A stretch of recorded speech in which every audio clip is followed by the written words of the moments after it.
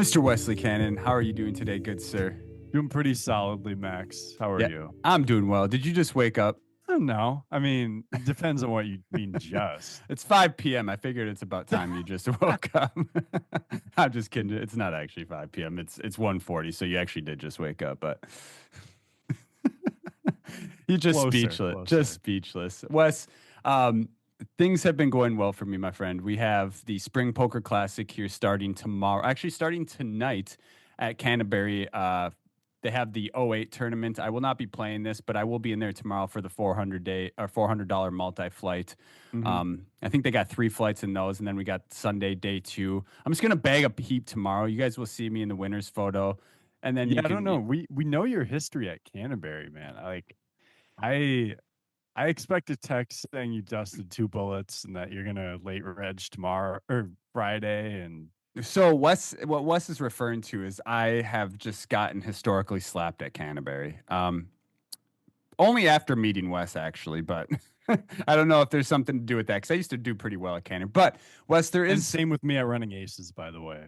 yeah, and then it was like, but right, but now you kind of overcame that hump, and now it's my turn. I do want to say that you know what the beautiful thing about variance is, Wes, is It goes both it ways. goes both ways, my friend. As much as I get punished and keep taking it to the face, as long as I stay persistent, it will come. It will. And if it's not this weekend, I prefer it to be next weekend when the main event happens anyway. So, Hmm. um, all I can do is just put my, best foot forward and keep trying to make good decisions and not let those results affect me. Look at me trying to get all emotionally stable here. Look at that. I And know. just I'm uh growing, Wes. proud of you. Thanks, bud. All right, so we have another WSOP prep episode. This one's going to so our last episode it went over bubble play. This one's going to be post bubble play, approaching 2 to 3 tables and things that we want to do to, accumulate chips at that point, strategies and things we want to pay attention to help us, you know, cruise into the final table with hopefully a big stack. Does that seems make sense to you? That makes sense to me. Man, I feel like I could use some of this recently online. You I been getting slapped a little bit? What's been happening, I feel like, is I've had tons of like the other night I had 5 top 12 finishes and had a losing night. So Um you got like pretty much like 9 through I 12 on all of I them. had a fifth, a seventh, a tenth, and 2 12ths. So it's like And all those sweats, that's painful. I know, and yeah, those are kind of the most frustrating. Um, and it can sort of seem, to someone who may not play poker, it may sort of seem like, oh, that was a great finish or whatever. And it's like true, but it's like you don't see the losses. The losses really get the money is really made, as we know, by finishing in the top few spots. Now, to be fair, if you're in a field of several thousand players, like we may be at the WSOP, you still get a very good ROI on your money for Right. those finishes. But Right. but yes, and sometimes anyways, when you get that far, it's like it is a good run, but when there's 12 left and you go out 12th, that still sucks. Like knowing you're going to get 12th at the start of the tournament is great, but once we've all been there. We've all been No, there. I mean, I get it. No, and I appreciate you being honest about it. I just want to, as your friend, let you know I have a spare bedroom for when you get evicted.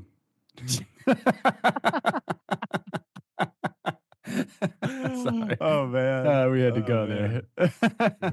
No, I get it. I 100% feel you. I told you that I'm on multiple losing sessions in a row online as well. And it just happens. We go on these strings, whether it's good or bad, it's variance.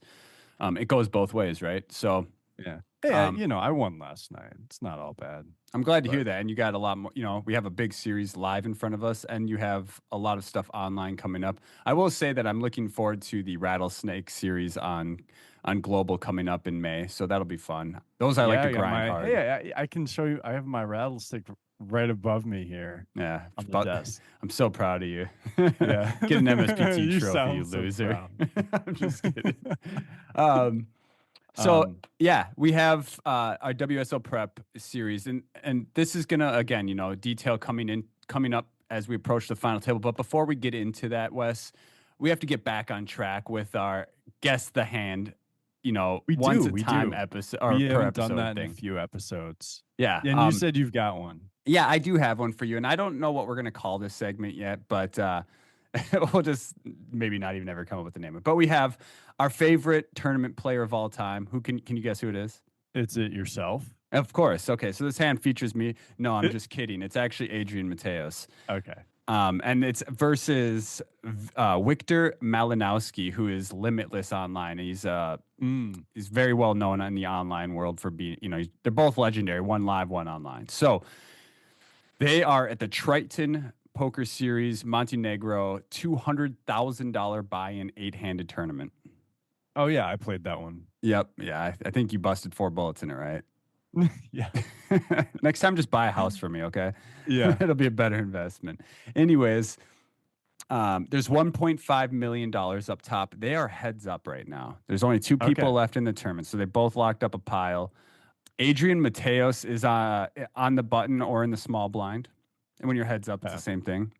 Yep. The blinds are $125,000, $250,000, $250,000 ante. Yeah. So Mateos has got 9.2 million, which is what, just under 50 bigs, like 40, Just under 40, right? or just under 40 bigs, excuse me.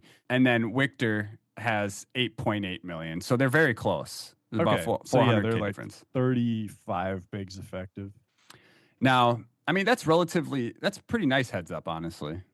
Mm-hmm. I like playing this. So we have Adrian Mateos again. I'm not going to spoil his hand this time like I did last time. I was about to tell you what he had again.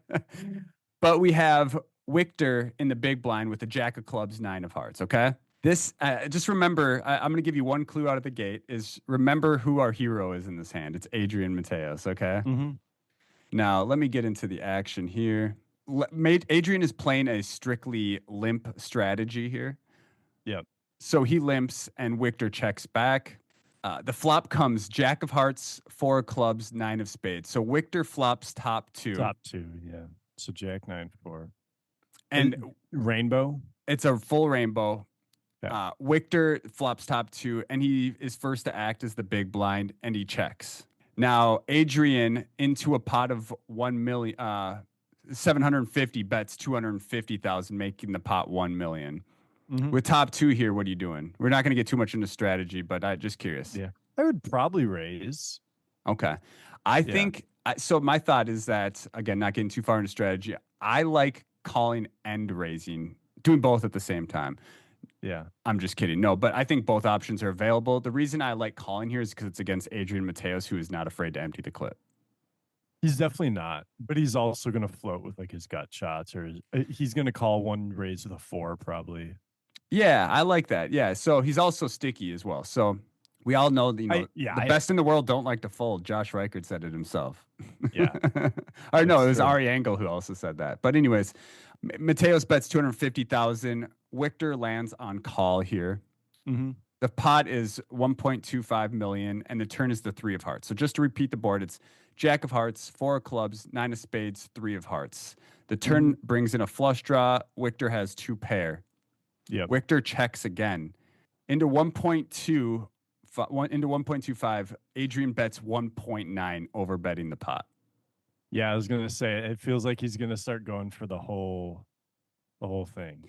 God, I love this stuff. I mean, this is just like, okay, hold on. So as Victor now, I feel like, and personally for me, I'm always just calling here.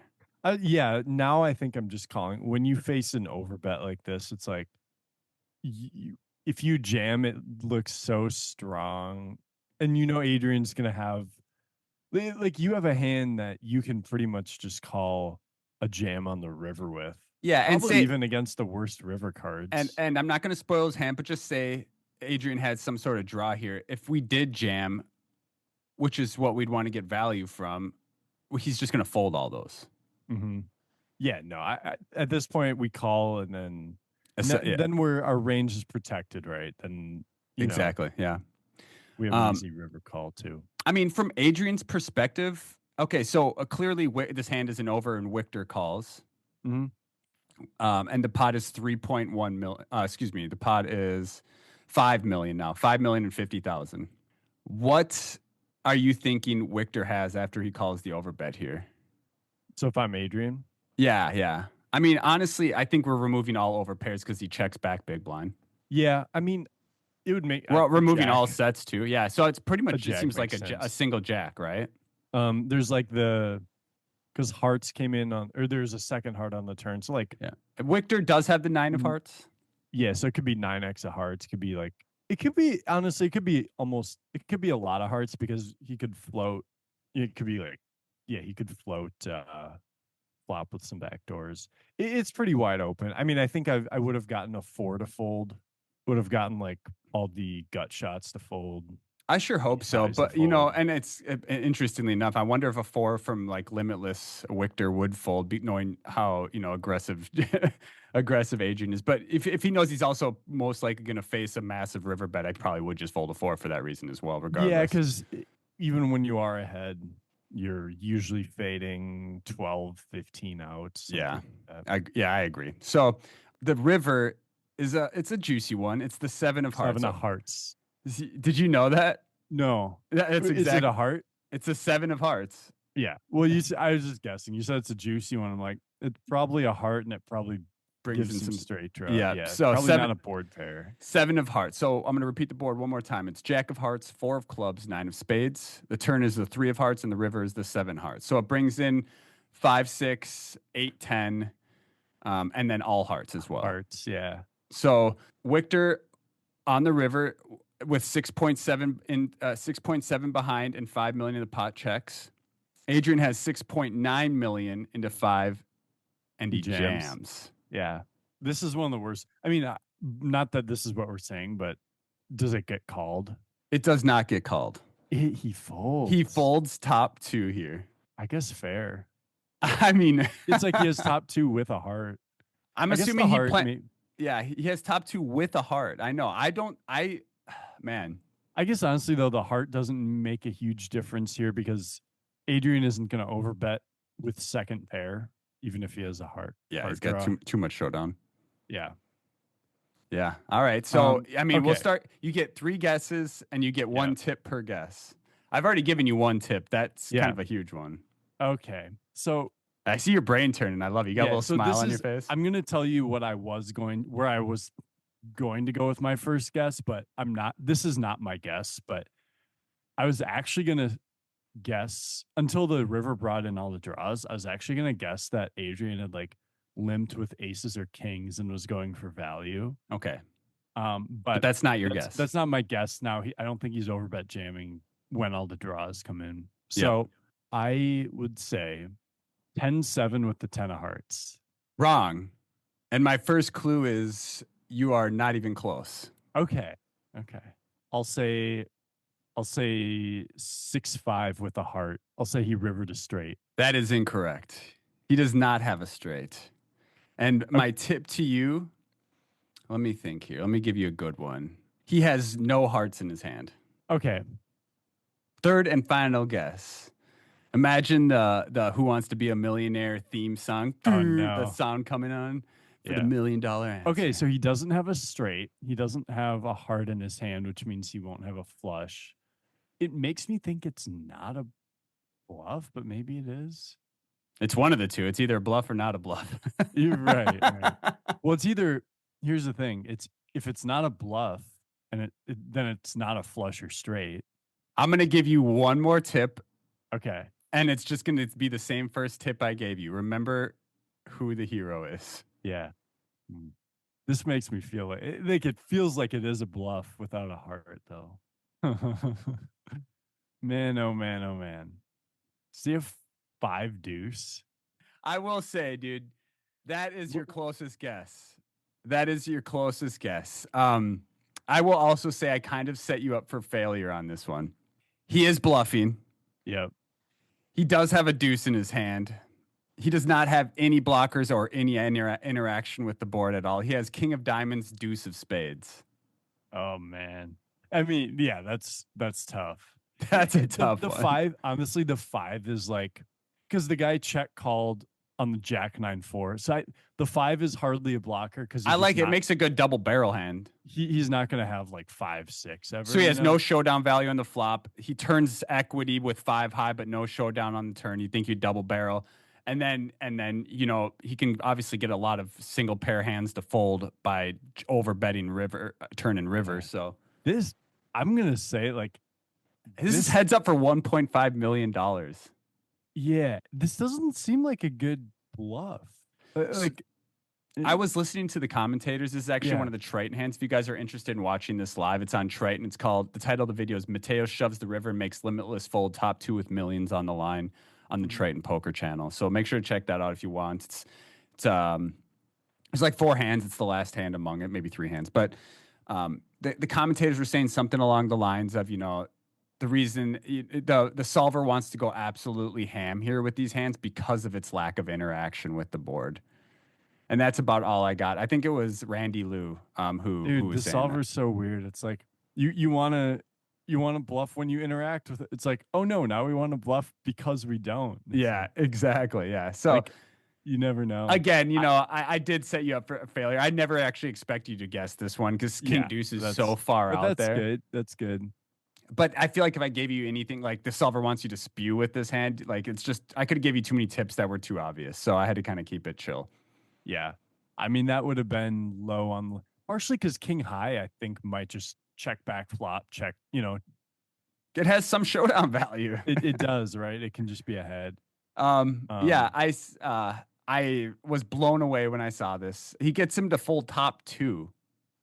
yeah, I that mean, here's can't the thing. I'm willing to bet if it was a non-straight, non-heart card on the river, he would not have made this jam. And if he did, it wouldn't have worked. So that's my thought. probably, yeah. He's I think that probably river was doing the kind of it completed, like I said, the 5-6, the 8-10, plus any sort of backdoor heart draw that he's turned into an overbet on the turn. So isn't it just nonsense that in poker someone can have such a strong hand and then someone else can be drawing dead on the turn, and get but him to still fold win it. the hand It's a because of beautiful just game, and a silly but card? what's most important about that is the timing of when to do it. Right? Adrian just isn't just shooting into the sky here, hoping to hit Oh, I something. mean, Like he's one of the best players in the he world. knows. I mean, I doubt he thought he was probably going to get Victor to fold top two, although he did, but he definitely thought he was going to get him to fold a jack. Mm-hmm. Yeah. So, I mean, and the fact that he's folding top two just makes it even more crazy. So, uh, get one ready for me next week. Don't make it that hard. I kind of screwed you on Mhm. that one. Hey, it's fun that way. It's fun that way. Yeah, I mean, what a cool hand, though. I mean, it's Adrian Mateos is just an absolute stud. I've said this on the past podcast before, but if you guys haven't watched his Inside the Mind of a Pro from the Winamax YouTube channel, go check that stuff out because he just is on another level.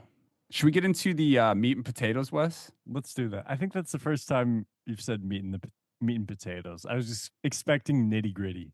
You want to get into the nitty gritty? We got to expand our vocabulary here. Indeed, indeed. Okay. So yeah, we are going to make today's episode about the stage of the tournament after the bubble bursts when you're in the money.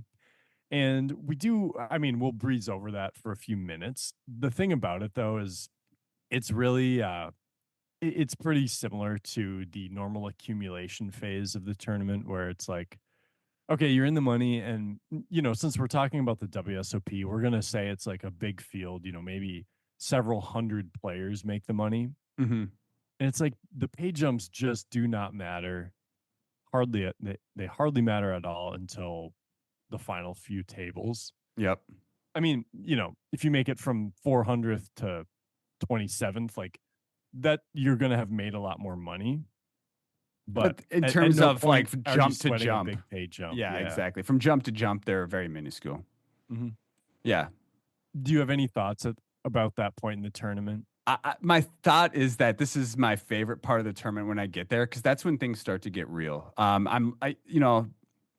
It's funny. I'm not very consistent with it, but I find, and this may have no, actual man lacking terms again, but it has no, actual substance to this. But sometimes I find that if I don't look at the board at all at this point in the tournament, and I don't focus on the, what the payouts are and what I can win up top, I start to be able to dive more into the important things that matters,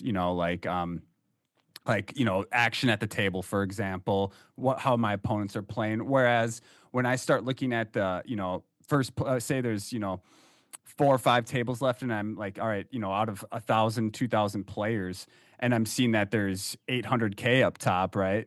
Mhm. Or even 300K, whatever. It doesn't matter. Hundreds of thousands of dollars. Yeah. Um, I noticed in the past I've made mistakes where I'm like, man, what could I do with that money? And all of a sudden I'm like, me winning this amount is a reality, and then that's taking my energy and my focus away from actually making that money, which is paying attention to the games. Yep. Yeah, you'll never really get there if you're like fantasizing about the result in advance. Because yeah, if you think But it's so about it, easy to do because it's life changing money. I mean, maybe not life changing, but it significantly will change, your financial situation. of course, yeah, no, of course it will. And it's just like I think that's a good point to make though, just generally speaking, like once you're in the money and you've survived for a bit, I think you really don't want to lose focus on just playing the game. You don't want to lose focus on that. You do want to yeah, you want to just avoid thinking about um how many players are left or how much money it is, etc. It's just it'll kind of get in your head and It'll it can distract make you. it more specifically, I think it can make you a little bit too worried about busting because it's like, Yeah, it might oh, change your I'm play. yeah, it'll be like, oh, I can't bust because then the dream could be dead, you know, Yeah. Yep. And the whereas you should be focusing on, accumulating. Yeah, yeah, it's like, yeah, and making yeah, the best decision. you may just bust in a few hands if things don't go well, but it's like you weren't really that close to anything more, anyways. Yeah. I mean, you're always going to be somewhat close to the next pay jump, but it's going to be such a minuscule amount. It's not going to, it shouldn't change your decision making. Yeah, I think that's something that I've changed over the time though, is like online and live is I don't look at the score. I don't look at the pay jumps. I just sit there and focus on making the best decisions I can because those pay jumps and results will come no matter what. Right. And yeah, you know the relative structure of a poker tournament Yeah. where, I know where all the money's at. So like, mhm, so so you got to get there. You yeah, got to yeah. get there. Yeah. And the best way to do that, as I said, is to, focus on what you have control of and not what you don't have control of, which is playing your best. So I Hmm. think that's probably one of the first things that I start considering at that point is like, all right, I'm not going to look at the scoreboard. I'm not going to look at the pay jumps, the scoreboard, like it's a football game.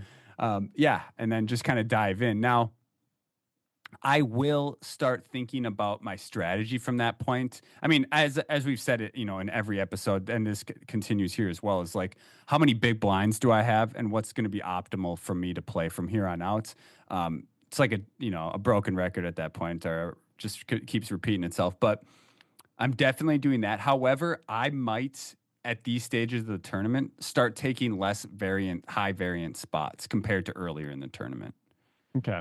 So, like for example, in a spot where I have, and maybe this is incorrect, and maybe you can put in. I don't have a specific scenario, but I have 40 to 50 big blinds in a spot where I have Ace King. I open, I get 3 bet, and I might typically maybe early in the tournament I'll 4 bet jam. Now, opponent dependent, I might still 4 bet jam at this point, but I also might try to start figure out other options to take, like flatting if I'm in position and just playing from there, or then 4 bet jamming if I'm out of position because it's I'm less favored. I Hmm. start considering these options a little bit more. Your take on that? I don't know. It sounds like you're A trying not nit? to bust here. Yeah, yeah, exactly. Right. I mean, that kind of go. I mean, um, it's funny though. You're right.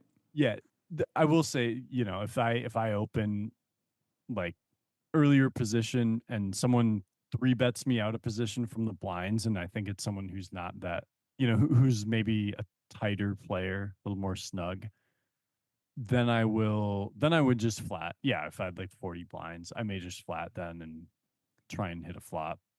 Yeah, and But yeah, I may do that, early in a tournament too at the same stack depth. I might as well, but the value, yeah, yeah, like you said, it sucks though, because like at the same time, it's like, am I playing my best? Yes, as long as it still fits in that, am I, as if it's still a good option, and I'm not just doing it because I'm afraid, right?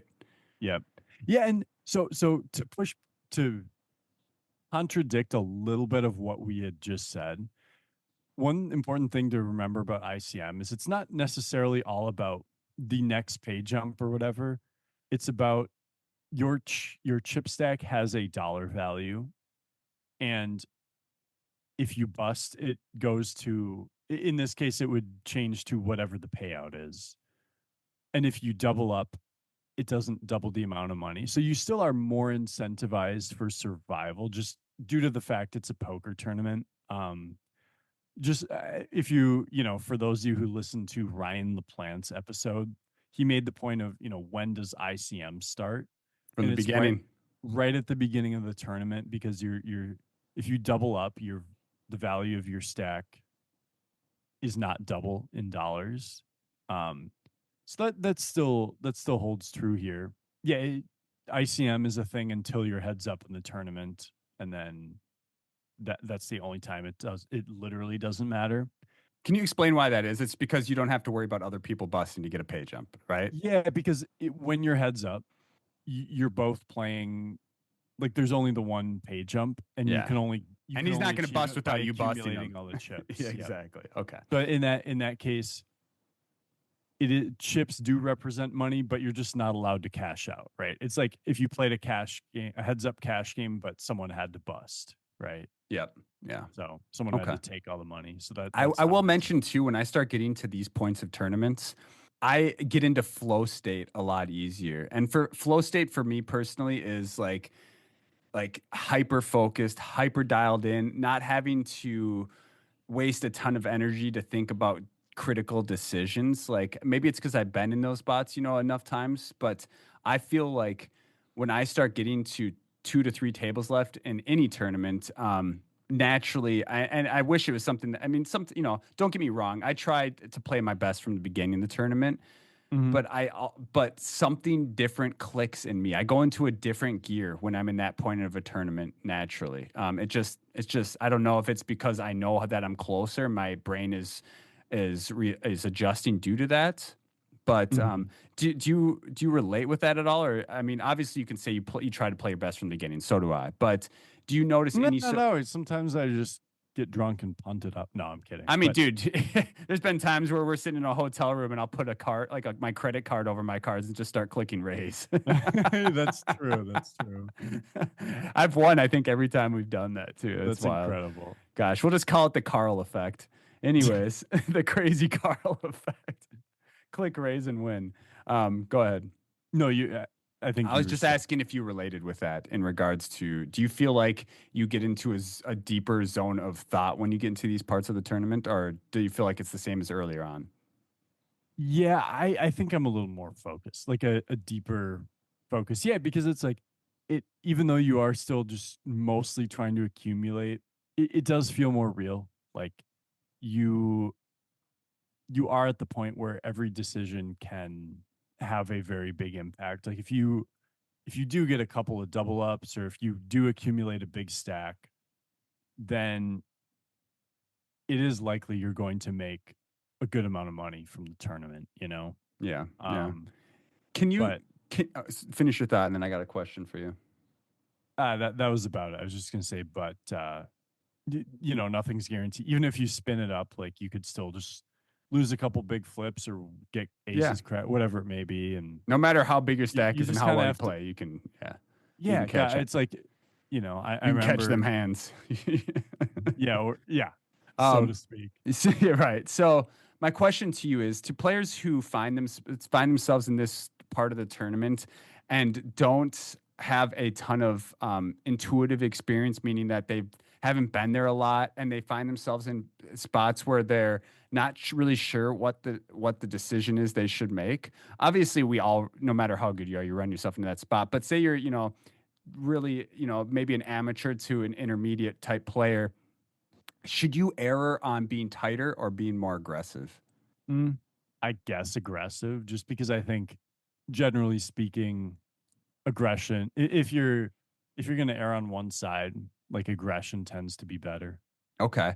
Um, I don't think it has to do as much with the stage of tournament. my pushback on that is that I feel like I agree with you. Obviously, aggression is the way that people make, make it the furthest and make money. Aggression is how you win in tournament poker, but it's got to be controlled aggression, right? So obviously, people who are really good with aggression know when to do it at the proper times. But I think the issue with an amateur and intermediate type player doing, aggression without knowing how to play a ton post flop or play board textures is that they're going to put themselves into too many situations where they're punting. So for that reason, I might err them on the side of being a little bit more tight. Yeah, I would say if you are the type of player who isn't going to know what they're doing on different board textures and stuff, you're probably punting by playing poker at all, in a Well, way. everybody's going to be there at some point. That's how you gain experience.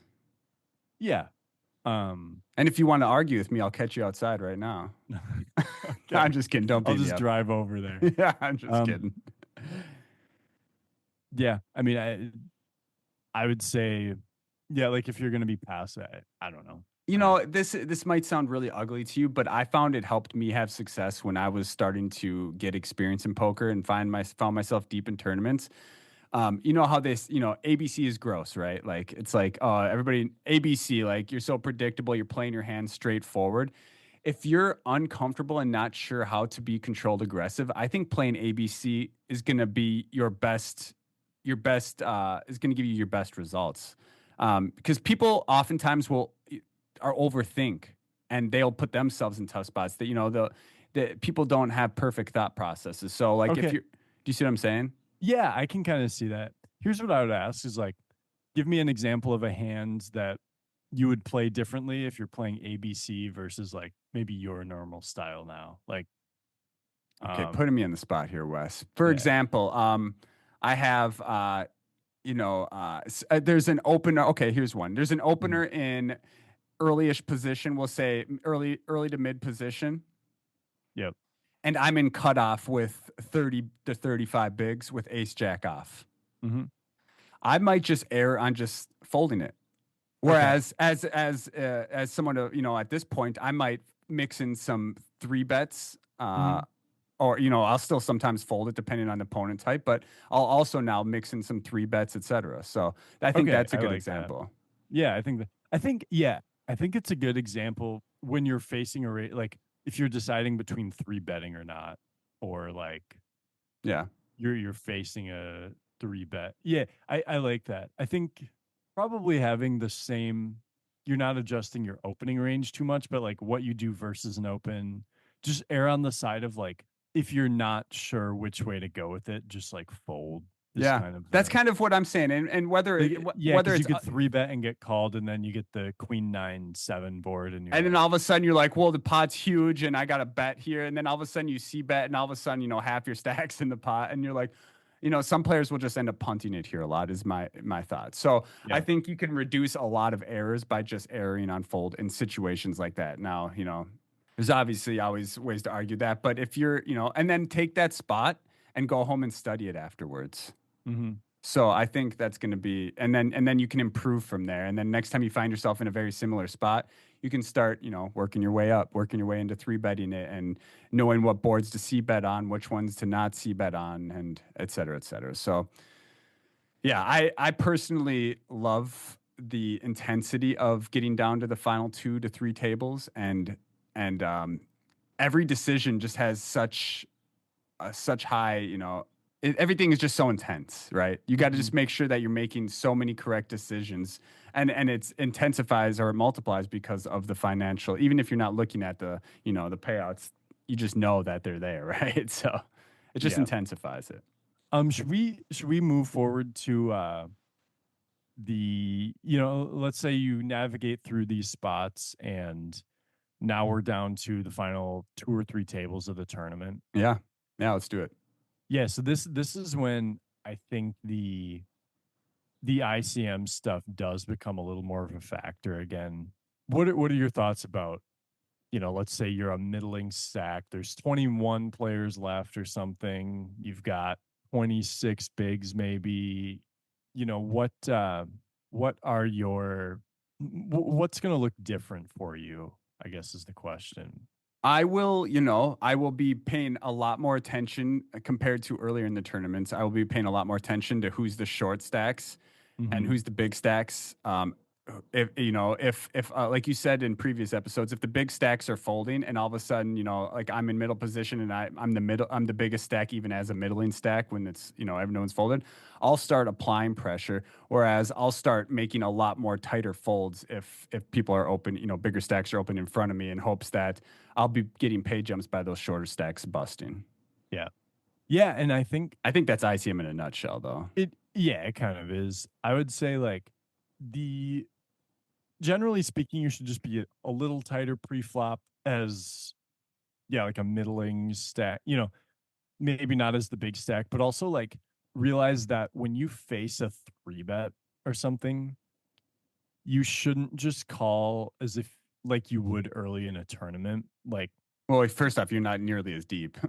but even if you were, even if you were at the same stack, like let's say you opened off of 35 bigs, and Yeah. I have some examples up here, and like the three bet size for a 30 big blind stack should now be five bigs instead of six, because Hmm. it's like the five bigs should get you enough fold equity Yeah. that six would earlier in the tournament. Yeah. I think that's And you important should, too. Yeah. you should like let's say under the gun plus one opens, min raises off of 35 bigs. The next player over low jack, if they have 30 bigs, should be folding like queen jack suited, mostly folding king queen suited, ace 10 suited, pocket nines. Like, I could use some freshening up in that spot for sure. and I certainly could too. Like I look at this, you can do some three I betting, mean, some that's folding tight, with, right? yeah, That's it's super tight. yeah.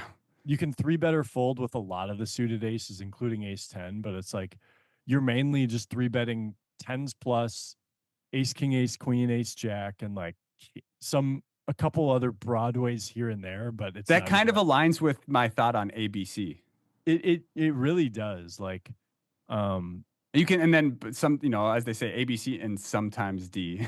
yeah, yeah, right. And then now if we get to the cutoff and it's like a huge 75 blind stack, now that stack can do a lot more flatting with like suited broadways, smaller pairs, stuff like that, and then three bet some of the weak suited aces. So when you're deeper, I think a couple things come into play here is like when you're the big stack and when you're in position, like especially with not as many players stacked, Yeah. um, you can take a few more hands and call a few more hands. Like even a shorter stack on the button could do some calling, but yeah, keep in mind like early position raise, and you're also in early position. Like you want to be folding those medium pairs even up to eights or nines. Like that's That's crazy, right? And it's tough. I it, mean, and you don't see that typically in live. Let's be real. Like theoretically, that's what you're supposed to be folding, but you won't see people doing that a lot. yeah, like it seems insane to do. Yeah. Um, I want but to kind of give a big tip, and this is something that you've emphasized a lot in the past, and something I've also emphasized a lot in the past is don't overthink it. mm, Simplify your decisions. I mean, um, if you see someone being more aggressive, don't think, oh, well, I need to be more aggressive, and then just start opening hands just because for the sake of you wanting to be aggressive. It's unnecessary, and you're going to end up punting too much. You're going to end up mhm. bleeding your chips off too much. Just yeah, again, just play a little bit more straightforward if you're not comfortable in those spots. Yeah, totally. It's worked for me in the past for sure. Yeah. No, I agree with that. And yeah, also just, make sure one thing to think about is like if you're in that sort of spot, let's say early position opens, you're also earlier middle position, like make sure when you decide to three bet a hand, it's going to be important that you have at least one big card. Like hands like sevens and eights, the reason they suck is three bets is for one, you have bad blockers, and two, you don't want to call off a jam with it, like a four bet jam. Yeah, and then post flop can suck as well. Post flop can suck too. Like, and sure, you can call them if you're on the button or in the blinds, but like when you're in middle position and you call, like someone behind you is going to just see that and be drooling like, oh, let me 3-bet. And Yeah, because I mean, what? Tell me when you say you 3-bet as a bluff after you see an open and a flat. After you get through the original razor, you're definitely expecting to get through that guy. You know what I mean? right, right, yeah. Yeah, you can put your, if you're doing a lot of flatting, and we'll get, this is a bigger thing at the final table than it is here, but it's still like, if you're doing a lot of earlier middle position flatting, you're probably going to get screwed by that. You're probably going to get attacked hard. And Yeah. you only want to do that if it's like a really passive game you're in where people are just not 3-betting. I love that a lot. I really think that not you're going to do a lot less flatting for sure. And I want to kind of just promote that contrary to earlier in the tournament, in the later ends of this tournament, every small pot you win is so much more significant than earlier in a tournament. But at the same time, every little pot you lose is also very significant. Mhm. So the value is just way more valuable later game than it is early game. Yep, absolutely. Yeah. What about are you changing up your post flop play a whole lot here? Is it just kind of like you make sure you have really solid pre-flop ranges and then Yeah, I mean that's probably the biggest thing for me is just I'm really dialing in. I'm dialing in my pre-flop ranges. mhm, I'm being a lot more aware of them. I'm not splashing nearly as much. I'm eliminating a lot of my flatting with suited connector type hands to mhm. opens. Whereas early in the tournament, I'm going to be flatting those when we're deeper. Yep. Um, yeah, again, just I'm really going to be taking the time to pick my spots, whether it's to be aggressive or not to be aggressive. But and then I'm going to commit to them. Good. Yeah, Yeah. and I think and also another thing I want to mention is like have a plan for future streets when you make an action. Once you 3-bet your ace queen off and you regardless of what flop you get, make sure that whatever your next action is that you have a plan for what the future cards are going to bring. So, and obviously you can say that through every part, every part of the tournament, but really think about how you're going to, at this point specifically, really think about how you're going to react on what kind of turn comes out and Mhm. maybe even potentially what river if you want to think that far ahead. Yeah. Yeah, absolutely. And another thing I'd say is like post flop, we're still not at the point of the tournament where every, like the short stacks, they can still 3-bet jam on, they're not going to be so handcuffed that if you're a big stack that you should just try and run over everyone like you might at a final table where every spot is a pay jump. Hmm. Like as a big stack, I would say still play, like you don't need to be as cautious, but make sure you stay in the mindset of like I'm playing against other people who might be a little cautious, but not like you're not just going to be able to get crazy folds from people No, at and this you want to table. retain They're that they're lead trying to accumulate for the final table for as sure, well. for sure. So it's going And to be so if different. you're a big stack, I'm not going to I'll play closer to Chippy V. I'm not going to try and just run the whole table over though because I think people that's super important. A lot of people won't know what chip EV is in terms of like what is net, what where you're gonna, what I'm saying, yes. what net chip where you're gonna Yeah. actually make positive chip EV. But I think if you want to really get a good idea of the final few tables and how to play a big stack well, watch Joe McKeon. 20 which main did he win? Was it 2015 main event. Yeah. 2015 main? I mean, he put on an absolute clinic approaching the final table, which set him up for success during the Yeah. final table. And He I he mean, wasn't he just ran yeah, he so was hot though he too. ran hot as well, but you can just watch all these spots where he applied pressure, Mhm. but without being too loose or too aggressive. He still made a lot of folds pre-flop. Go back and watch it; it's incredible, truly. So It is, I mean, that was the most most dominant complete, few just final, yeah. dominant But he performance. also ran pure, which is also important in poker. Yep. I mean, there's no arguing That that. is. You got to run good too, guys. You play your best, but you got to run good as well. So Yeah, I don't know if we have an episode. We should have like a spoof or a kind of a troll episode on how to get lucky in poker, and just like talk about superstitious stuff. Bring your rock, that your lucky rock, a four-leaf clover. Click Yeah. your heels 3 times and say, "I'm not in Kansas anymore." Yeah. Um, So one of my one of my old poker buddies said, wear the same shirt for plant, 7 days straight. I'm just oh well, kidding. most of them do that anyways. No, plant a kumquat tree. Okay. Go sacrifice some small animals. Don't actually do that. We love the small animals around Yeah. here.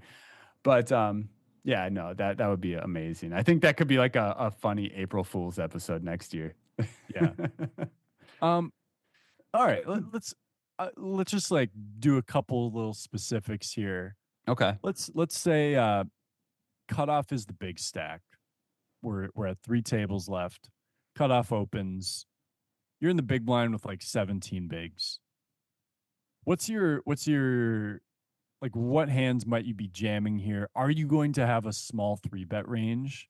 Who's the But who's the opener and what's their stack the size? cutoff has over 70 bigs. Okay. And then we're in what position? We're big blind with 17. Okay, so essentially it folds to us so we don't have to okay, actually it does matter. Is there so the first thing I'm going to be thinking about, so we're final 2 3 tables, right? Yep. The first thing I'm gonna look at is the stack sizes around me, and that's gonna. The average stack is like 30 bigs Is in there the any tournament. super short stacks? Not at your table. I don't know. Okay, yeah, okay. Like So but I guess I would say like it doesn't that matter as might not much as a matter. final table, Yeah. clearly, but those You're are not things I you're still not will. directly on a pay jump. Okay, all right. So if that's the case, I have 17 bigs in the big blind. You said, Mm-hmm. and cutoff open 75 bigs. Yep. I'm gonna probably start 3-bet jamming ace 10 suited and ace jack off and up. In terms of pairs, probably like 7, maybe even 6s plus, 7s plus. Okay. I'm curious how close that is correct to To GTO. the GTO. So actually you want to jam all pairs up to jacks and then have a So smaller deuces 3-bet. too. Deuces as well. Wow. Okay.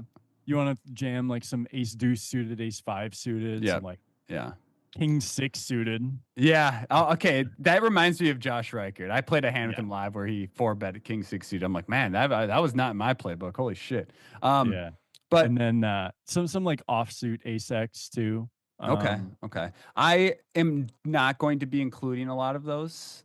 Yeah. It's not like, you know, Again, live, we have to just be, here's the thing is I think that's going to be more applicable to online than it is to live. I'd say online, or if it depends on the field, right? Because I think you Yeah. and I are used to playing in fields where we feel like we have a significant edge. And I Yep. think for most tournaments that would be true. But And in so, a yeah, WSOP Final 3, you might actually want to play closer to this, where people have studied this. yeah, I mean, not in the Gladiator. I mean, I've had a couple final few tables. Trexler. We had the Gladiator, we had Team the Torch. 1K freeze out, Yeah. which was a little, that field was a little bit better.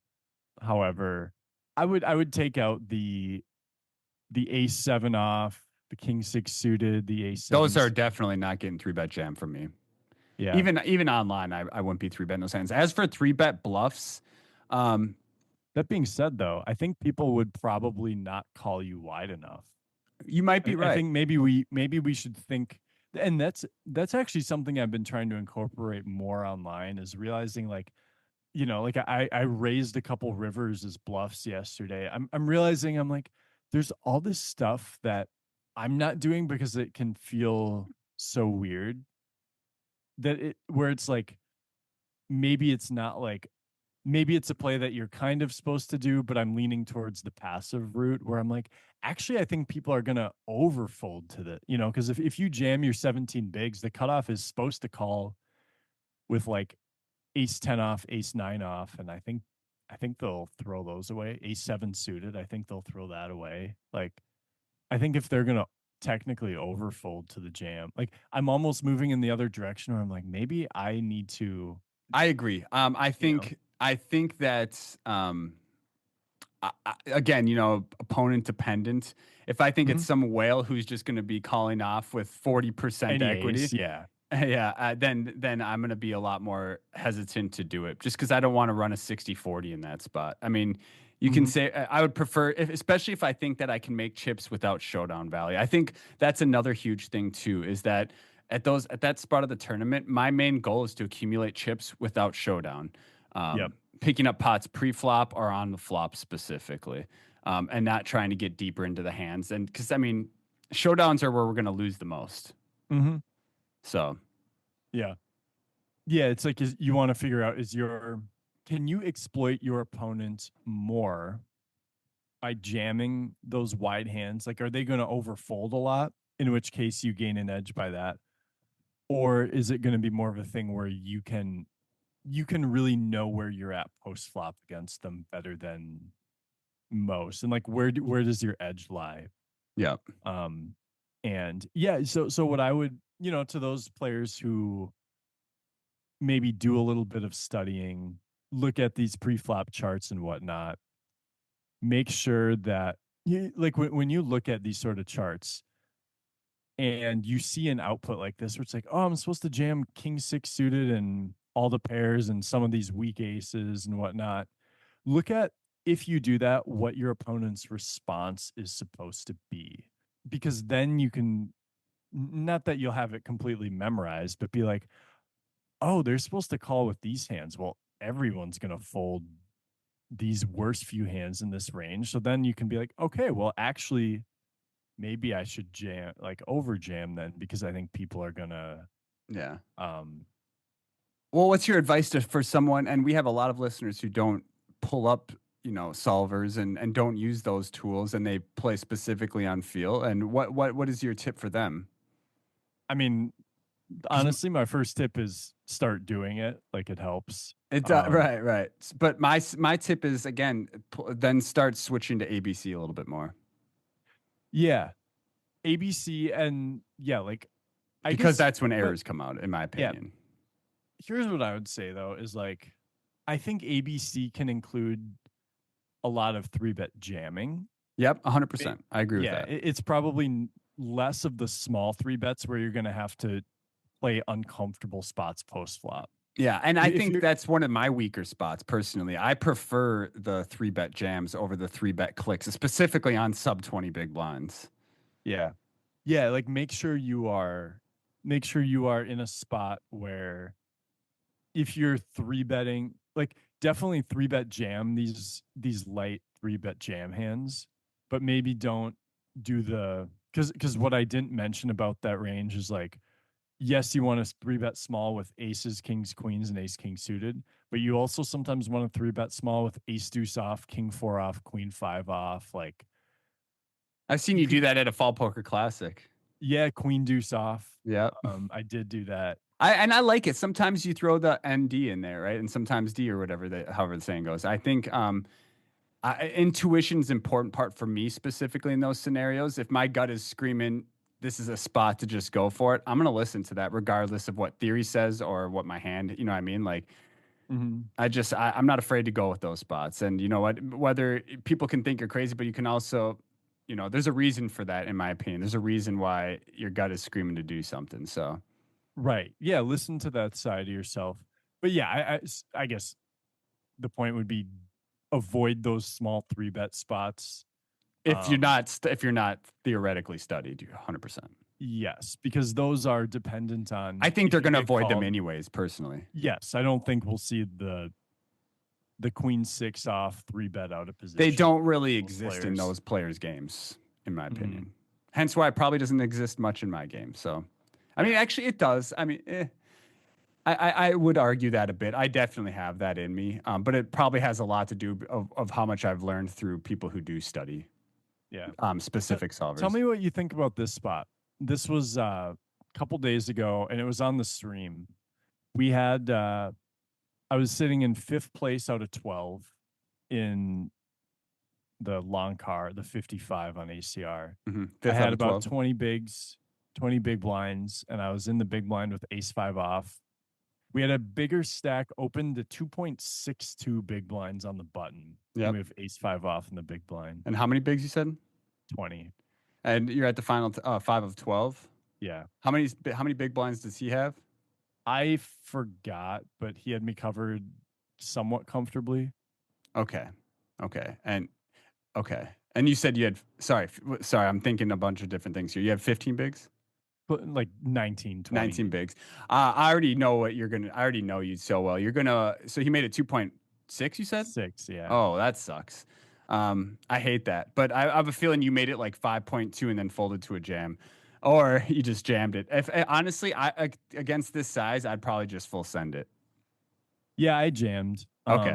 All right, I thought you I were gonna get cute for sure, but no, I think with the 8, like I I think that would just sizing makes a jam. difference too, but maybe not. Yeah, and I talked to a couple people. One of them said like the and this part I kind of knew in the moment was like the bigger size gives us more incentive to jam. Yep, Like that's my my thought. I was between jam and fold. I was Okay. not Right. Yeah. Yeah, okay. Okay. Good. against min raise. I might be more likely to call. With Once I this saw it hand, was the 2 points. Okay. Go ahead. yeah, I wasn't gonna click it. Like I might with the ace. I don't really want to rebet fold as much. I want to like maybe I would take the king 4 off and do it with that sort of hand. Okay. But I but yeah, I I got am I'm 100% on board with you. For me personally, it's fold or jam. If I think that the button is just opening like 80 to 90% of his hands, I'm just gonna full send it here. yeah, and I hadn't had enough experience with him to know that. I should have looked to see if he was an American or not, and if he was an American, maybe just fold because then like the big size If might it was just be, Brazil, you were snap jamming. of course, and like I ended up getting called by 2 jacks, and Okay. th- Well, just win your 30% next time. yeah, yeah, I couldn't do it that time. But yeah, it's the sort of spot where it's like, yes, you might know that this is the right play, and then I it can't can believe you feel didn't so. look at where he's from, especially on being on ACR. That's like Uh, something I don't play on ACR anymore. I haven't for years, but I definitely was. That was the first thing I looked at. If they're from Brazil, like I'm just sending it on them, dude. yeah, and then yeah, if it's an American, it might be like, oh, they're sizing up with jacks and ace king here, and I don't know. Yeah, and this is maybe a little bit different of a spot, but it can really suck when you are in the kind of middle position of the tournament. Here's another one. Okay. Again, same tournament, the long car were 4 out of 10 last week. Yep. We have 19 blinds in the cutoff. Both the button and small blind have like 14 blinds, and then big blind is the big stack with maybe like 50 or 60. Okay. And we have ace jack off in the cutoff. What's your thought? And you have two middling stacks in the button and small blind, you said? Yeah, kind of. I mean, the big stack is big blind, and we're 4th out of 10 with 19 blinds. All right. I'm processing information. Your stack size one last time. 19. Uh, I'm going to, uh, I'm going to, I'm going to open to two big blinds, and then I'm going to fold to button or small blind jam, and then big blind. And do we have any information on these guys or no? Big blind seems to, or the big stack seems to be able to, seems like fairly capable. I think they're all capable. God, I hate it. I hate it.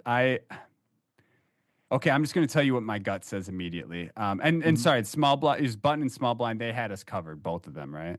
They have 14 Oh, blinds. 14 big blinds. Okay, Yeah. let me retract what I said then. Yeah. Big blind's the only one who has this covered Oh by God, a lot. God. It sucks because it's like this is what my thoughts from the beginning is. It's like I want to open to two big blinds. And I hate calling off 14 bigs from both of them in this spot because they should have a tighter three bet jamming range here. They shouldn't be spewing off here. For example, I mean they might have like ace X suited that we were beating. I do think some of those are in there, which we dominate. And they also have like king queen suited, maybe even king jack suited, things like that, which we're Hmm. beating and dominating. I think for that reason, I'm opening and calling off to one of those two jams. And then I'm probably going to fold to big blind. So I just jammed it. You just stuffed it. Yeah. Okay. For 19 bigs. Yeah. Well, my thought is it's 14 blinds effective against, And it's only 19 against. can I give you my immediate thought on that? Yeah. If you were on button, I don't mind it. Secondly, I think there is value in just open jamming, and the reason I mean that is because it's denying showdown to the 40% equity hands that jam on us. Yeah, well, and the big blind like is going to three bet on us more than quite a bit. And like with ace jack off, what am I even going to want to do there? You know? Yeah, for sure. But I mean, if we think that he's doing it with a lot of weaker aces and stuff like that, our hands we dominate, then we probably should be calling off, right? But not necessarily like, I you told know, you my thought was to fold to him, so that was my yeah, thought. But right. I Yeah. didn't play with him. But I maybe cutoff versus button isn't too big of a difference. But I don't mind. I'd probably just open two big blinds personally. I think that's where I'm at, Mhm. Yeah. and I probably would call off either of those 14 big blinds. Yeah. Wh- No, that's fair. What was the I think result? the You big clearly blind got called and yeah, lost. the big blind had kings and I busted in 10th. Like yeah, and so that's what's there have been a lot of tournaments recently where I feel like I've been in great spots and then busted in the 7th through 12th type of. Do you regret that decision? I think it makes a lot of sense. I even I was on stream and I asked a couple players and it was kind of like it makes like all the reasoning makes sense and I mean, then you can't be upset about it, right? I mean, yeah. I'm curious though. Do you like? Do But you? but yeah, it's I would say in general, it's these spots where I have the least amount of like clarity. I think one of the Um, major issues about that play is that you're not ever getting called by worse. that is true.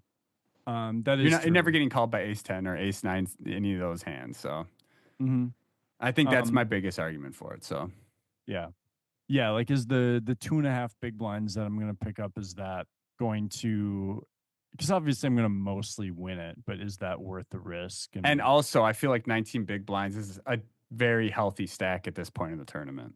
it is. The thing is, like you know, we're calling off against two. We're only 14 blinds effective with 2 out of the 3 players. Yeah. And the third one is the one we don't That really want to that's the one we raise do. fold Yeah, against. yeah, yeah, yeah, Yeah. yeah.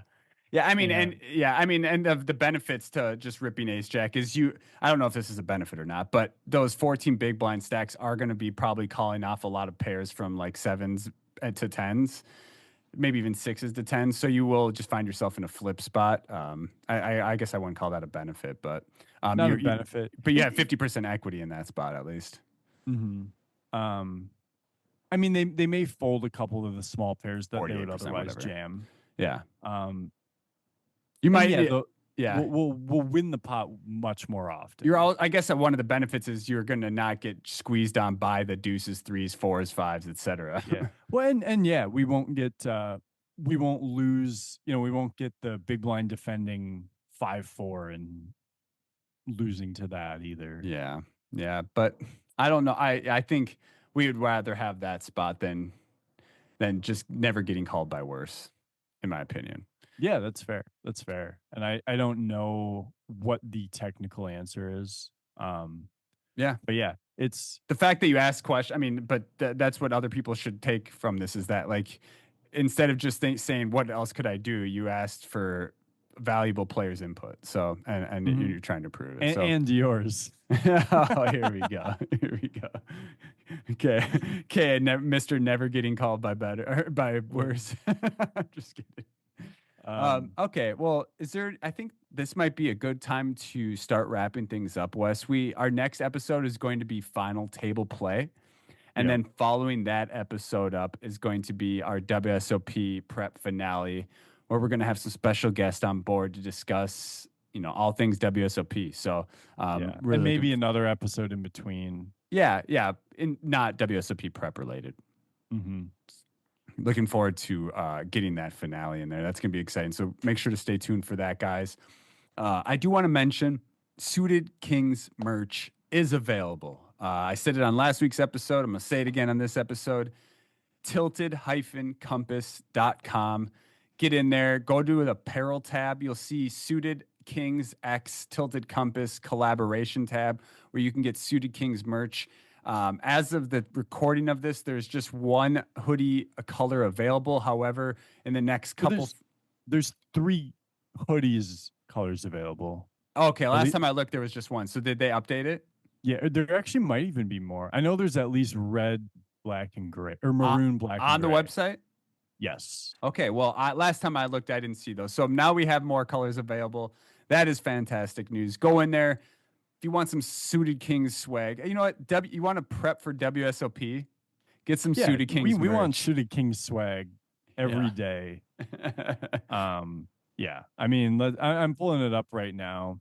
Yeah, we got the hoodie, we got black, we've got stone, which is the gray technically.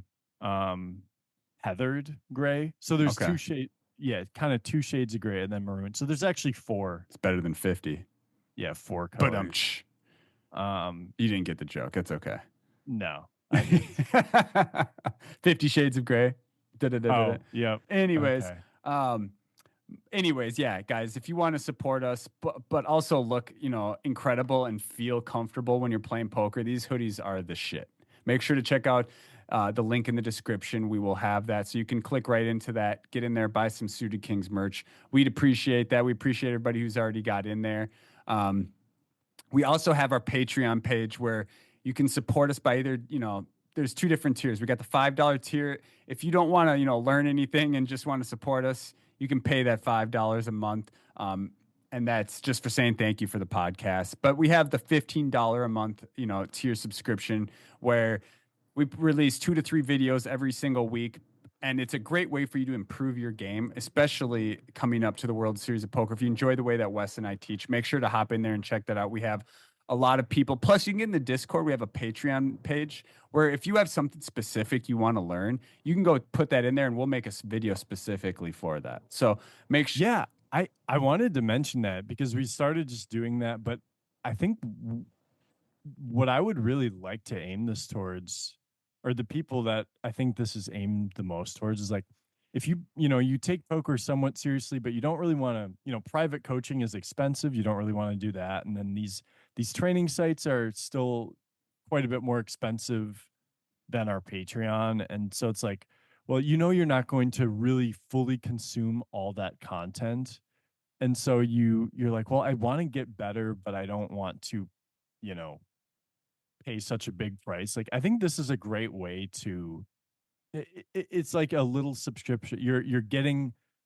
some value. You're getting to watch Max and I review our runs and tournaments or a bunch of hands. Or just But I concepts, etc. concepts in general. And yeah, like what I want or what we want to make it is like you can post in our Discord and let us know like if you have a spot like 3-bet pot, small blind versus cutoff, you know, or let's say we 3-bet with ace queen and then the board comes out bad for us, like what do we do then? Like you can post that there and either Max or I will make a video about that spot for you eventually. Yeah, We won't be exactly. able to get to them right away, but we will actually do that. So it's almost like a a bit of a coaching. Yeah, a very cheap, Yeah, much very cheaper, a very much more affordable way of getting coaching. Definitely. exactly. I mean, a lot of times you'll see coaching at 75 to $100+ an hour, and we already have. If you were to subscribe right now, we have a ton of videos that you can just start diving into right away. Plus, new ones coming out every week. So it's a great way to learn. Wes nailed it. You can get in. You can get in our Discord. Link in the description, by the way, if you want to join our Discord and haven't yet, and give us suggestions. We'll make content tailored specifically to what you want. Whether it's right away or not, it'll be soon after, pretty soon after. So make sure to check that out. Lastly, we have our Clubs Poker Suited Kings meetup game next Tuesday, the 29th. Wes, I had that date ready, baby. Didn't Nice, have to good ask job. him. I was prepared. But it's going back. So last week we introduced the 217. The first time Clubs Poker had a $200 plus buy-in. We blew it out of the water. Had over 50 entries, 5 times the guarantee that we put on it. And now we're going to go back to the $55 version meetup game so we can get all the people in there. We're going to remove the 55 sweeps coins. 55 sweeps coins. Forgive me. 55 sweeps coin entry. It's going back to 55 so that we can get a ton of people in there that can afford that bigger price point. And we're removing the password too. So invite your Yeah. friends. I will say the 217 was by far our biggest. Granted, it was partially because we removed the password, but And because we, put gasoline on the fire, we were pushing the shit out of that. So we were. Yeah, but guys, the meetup game is so much fun, and especially playing against me because I just click hard, specifically against Wes. You'll see what Yeah. I mean if Oh, you get in there. It's great. it's But beautiful. also, if you win the meetup game, whatever bind it is, and you're in the Discord, you get the special Discord golden tag for 2 weeks until you're dethroned, unless you win again. So just another benefit to winning. And eventually we'll be giving away merch and stuff too to our winners. So stay tuned for that.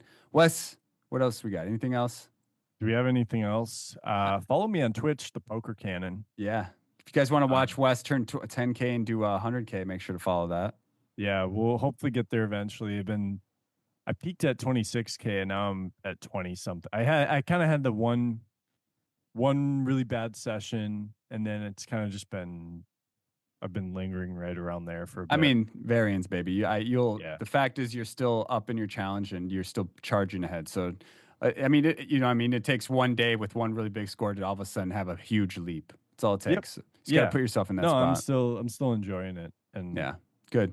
if Uh, uh if I don't get to 100K by the end of the Oh, challenge, here I'll we go. just I actually don't want to. Yeah. Yeah, he's Well, gonna we'll stick leave. his head. I'm gonna give him a swirly. Is what's gonna happen Okay. after I take a big dump in it.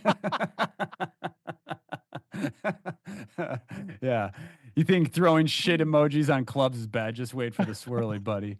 All right, guys. Hope you have a good time. Wes, thanks Uh, for sushi last week, by the way, with your money. That was awesome. I really you're appreciated that. welcome. I think did we determine that you actually owe me one too? I think I do. I didn't actually go back, but we'll have to. But I ordered 12 salmon nigiri, some specialty rolls, 2 drinks, and really put the punishment on Wes for that one. Yeah, So I hope you got food poisoning. I But did not, dude. It was damn. wonderful.